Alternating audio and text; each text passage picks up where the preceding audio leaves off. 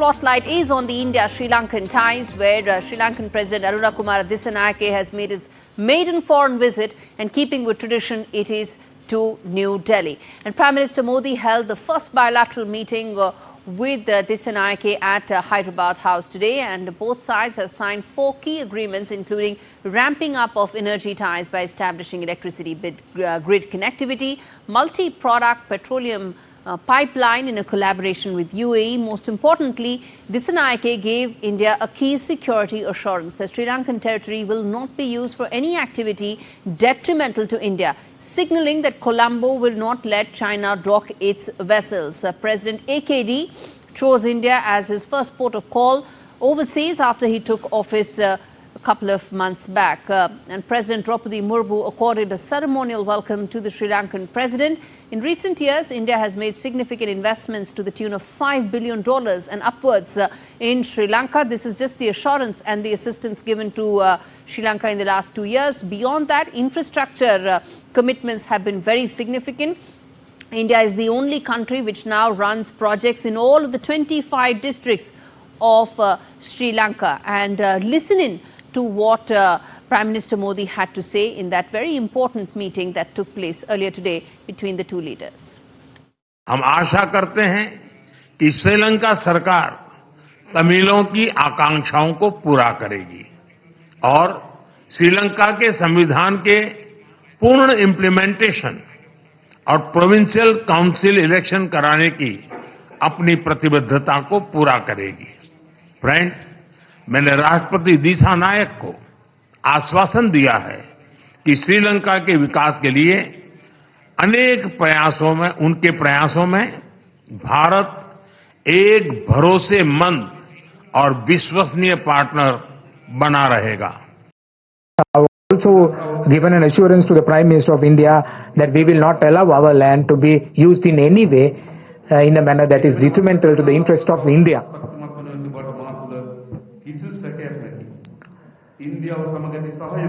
The cooperation of India will certainly flourish, and I want to reassure our continued support for India.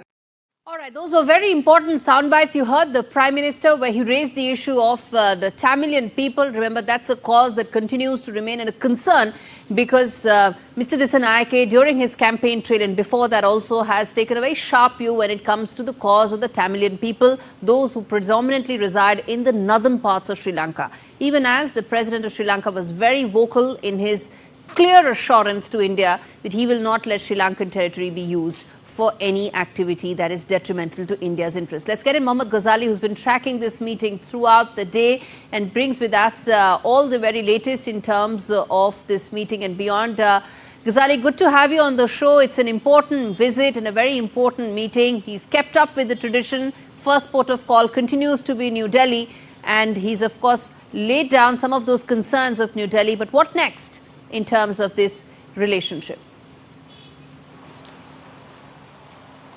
See, we should not see this entire visit just through the prism of MOUs and agreements and what kind of investment India is going to make, because his entire visit is also part of an investment, because even before he was elected as president there, or before even he came to power, India was already in touch with the president of Sri Lanka. And before he was elected, our own foreign minister was in touch with him.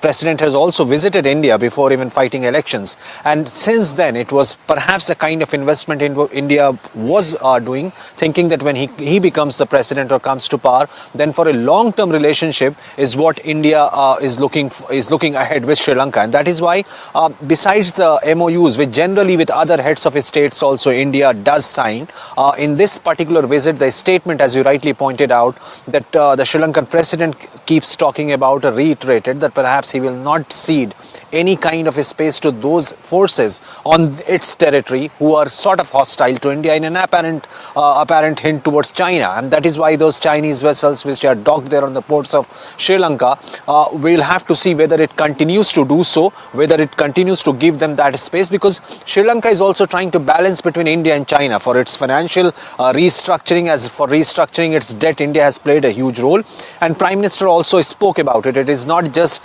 the kind of transactional investment with Sri Lanka, but we also have cultural and civilizational connect, and that is why the President is also visiting Bodh Gaya in Bihar, one of the holiest sites for Buddhism. Besides that, as far as MOU and investment is concerned, certainly there are certain India's homegrown projects which will be replicated in Sri Lanka, like the DPI, the Digital Payment Initiative, though India has already invested and developed a mechanism for Indian tourists to sort of avail that benefit in Sri Lanka. But beyond that also, India will help Sri Lanka when it comes to Digital Payment Initiative. Beyond that, as you rightly pointed out, there is a trilateral project between India, Sri Lanka and UAE, where India will provide piped gas towards Sri Lanka. So these are also in a conceptual mode right now.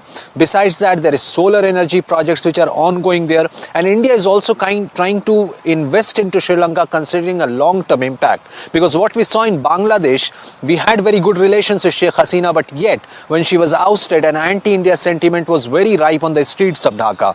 And since then, it appears so that Indian government is now looking for more people-centric diplomacy, like what we did in Maldives. We took out infrastructure projects there, we carried out infrastructure projects there, right. And that is exactly what the Prime Minister hinted when he spoke about the Pali language when it was officially announced as an official language in India. Exactly. People celebrated back there in Colombo. So there are many infrastructure projects which India is also aiming to carry out in Sri Lanka to ensure a people-to-people connect between the two countries.